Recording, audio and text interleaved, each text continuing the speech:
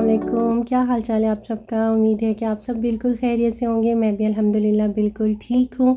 आज मैं आपके साथ शेयर करूँगी होममेड खोए की रेसिपी, जिसको बहुत ही आसानी के साथ आप 2 मिनट से भी कम टाइम में घर पे बना सकते हैं।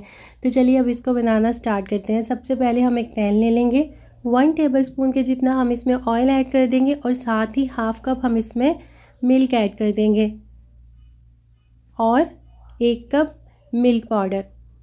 सारी चीज़ों को हम इकट्ठा ही एक साथ ही डाल देंगे। फ्लेम को मैंने ऑन कर लिया हुआ है और अब हम इसको कुक करेंगे। मैंने मिल्क और मिल्क पाउडर दोनों फुल फैट लिए हैं और अब हम इसे तब तक कुक करेंगे जब तक ये बिल्कुल एक स्मूथ सी डो ना बन जाए और नीचे से ये पैन को छोड़ने ना लग जाए। तो तब तक हम इसको कुक कर लेंगे। खोया बहुत ही आसानी से हलवाई की शॉप पे मिल जाता है पाकिस्तान में, लेकिन कुछ लोग जो शहरों से दूर रहते हैं या मार्केट्स जिनको दूर पड़ती हैं और स्पेशली वो लोग जो आउट ऑफ कंट्री रहते हैं, उनके लिए थोड़ी सी मुश्किल हो जाती है। तो ये रेसिपी स्पेशली उन लोगों के लिए है जिनको आसानी के साथ अवेलेबल नहीं होता। खोए का इस्तेमाल हम अपनी बहुत सी रेसिपीज़ में करते हैं, बहुत सी मिठाइयों में इसका इस्तेमाल किया जाता है, बहुत सारे डिज़र्ट्स बनाए जाते हैं इससे।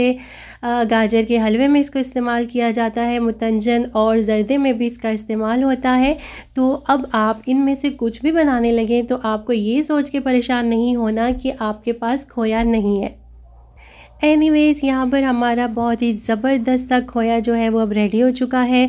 आप देख सकते हैं इस तरह से ये पैन को छोड़ने लगेगा और इसके ऊपर एक शाइन सी आ जाएगी, तो समझे कि हमारा खोया जो है वो अब बिल्कुल तैयार है। तो यहाँ पे अब हम फ्लेम को ऑफ़ कर देंगे और आप इसको घर पर बनाएंगे ना तो यकीन जानिए जब आप इसको टेस्ट करेंगे ना तो आपको अंदाज़ा हो जाएगा कि ये मार्केट से भी ज़्यादा अच्छा बना है घर पे।